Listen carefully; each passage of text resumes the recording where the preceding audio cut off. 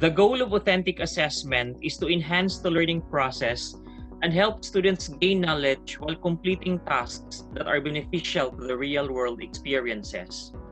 This performance assessment guide will help teachers to design realistic tasks to help learners analyze what they have learned and apply it in their own experience. Before we go on Phase 2 session, you may click subscribe and like for more contents and sessions. Authentic assessment as an approach will measure student performance in a relevant way to see if the learning targets were met.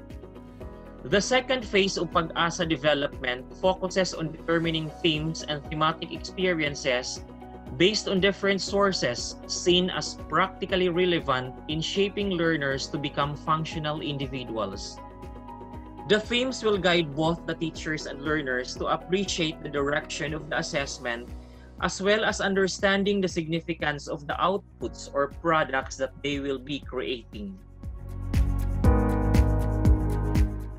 This session will focus on familiarizing the steps in determining themes for meaningful transfers or experiences, discuss the different thematic bases that relates to learning experiences, and lastly, to share insights on the importance of integrating appropriate experiences to assessment. This session will also highlight the importance of connecting the learning experiences to assessment tasks and outputs. During the first phase, 4 steps were being done. The review of the competencies, content, and performance standards, the finding of common grounds in the elements of the curriculum guides, the aligning of contents and tasks to arrive at the expected learning experience, and the finalization of the learning experiences in every learning area. These 4 steps are preparatory activities, but it's very important because this is where we begin identifying the right assessment for our learners.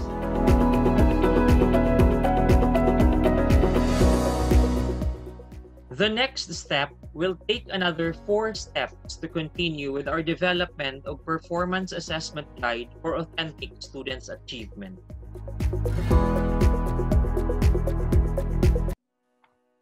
This next set of steps will focus on selection of appropriate themes where learning areas and other experiences will revolve around, the grouping where learning experiences flow across the theme, the connection of the experiences to thematic bases, and the finalization of activities and outputs that learners will do as evidence of their performance.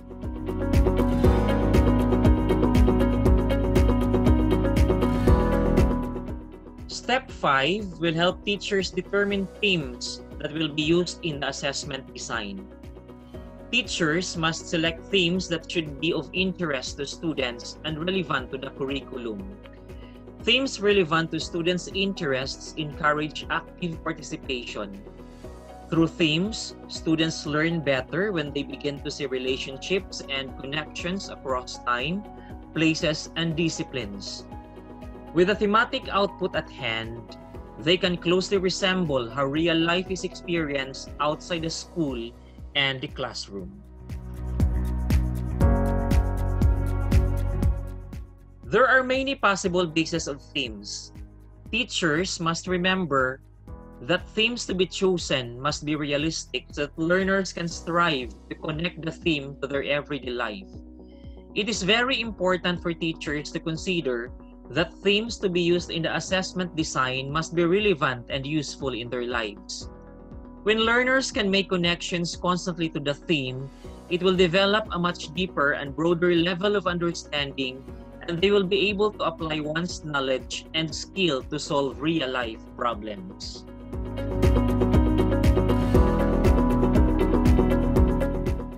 This can be one of the examples that help learners drive multiple lives' meaning, which are practical and more relevant in their daily living.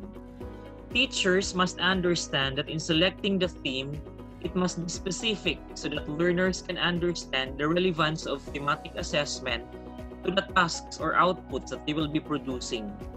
The theme now will help develop critical thinking because learners will explore ideas, compare and evaluate viewpoints, apply knowledge, and even create new philosophies.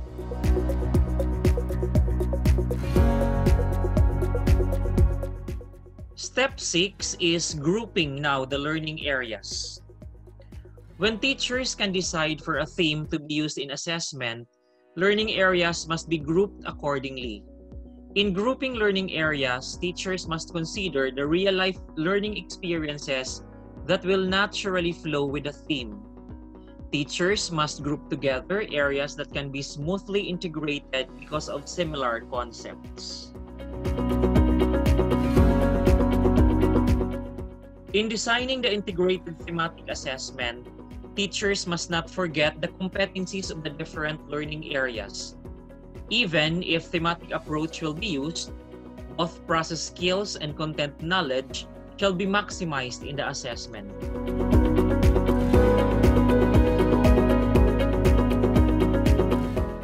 Step 7 will connect now the learning experiences to thematic experiences. This will allow integration of learning experience to the theme that will enable learners to work in coherent and holistic way. The integration can associate whatever they learn from their surroundings to the real-life experiences. When learning experiences connect to the theme, they are learning in context.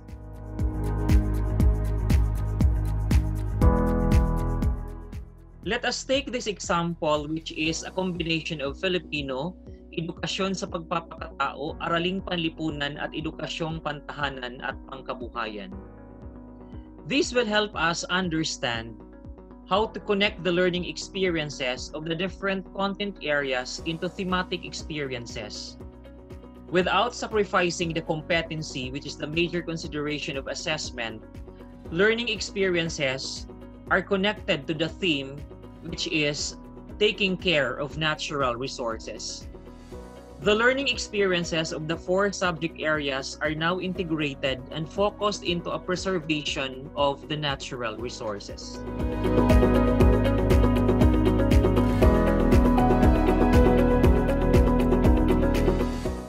After adjustments of learning and thematic experiences, Step 8 will allow us to decide what activity or output our learners will be making for them to show ideas and skills from specific thematic context. This is where teachers will think of the most appropriate and relevant tasks and outputs to be required from learners. In deciding which activity or output is appropriate and relevant, there are 4 major factors teachers must consider.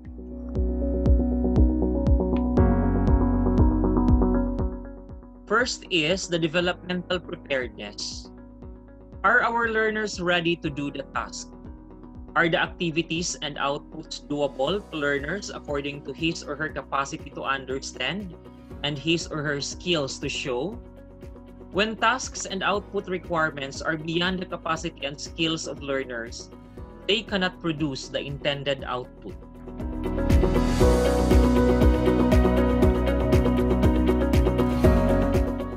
Second is the learner's interest.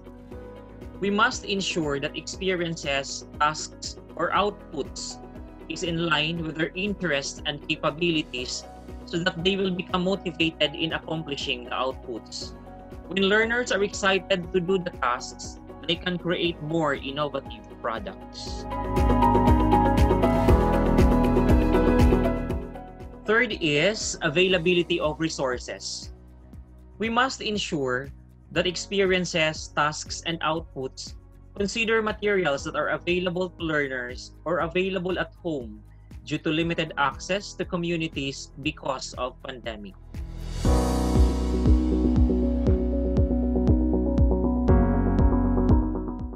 Last is the availability of home support.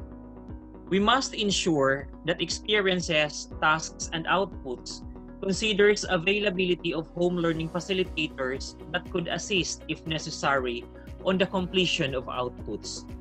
The concern now is how can we simplify our required tasks for learners that even in the absence of learning facilitators, they can independently accomplish the outputs.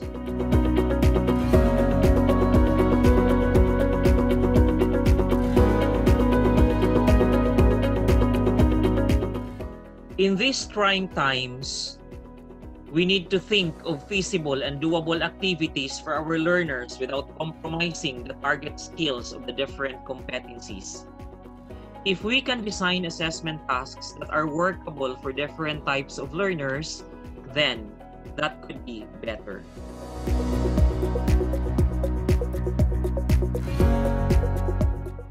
Authentic assessment helps students analyze what they have learned and apply it in their own experience. They don't have to memorize facts for a test, but they can use their creativity to show what they have learned. On top of this, when teachers transfer previous knowledge and skills to new themes, it helps to enhance and reinforce learners' ingenuity and prevent learning loss. In an effective classroom, students should not only know what they are doing, they should also know why and how they are doing. You may subscribe and like for more updates and sessions.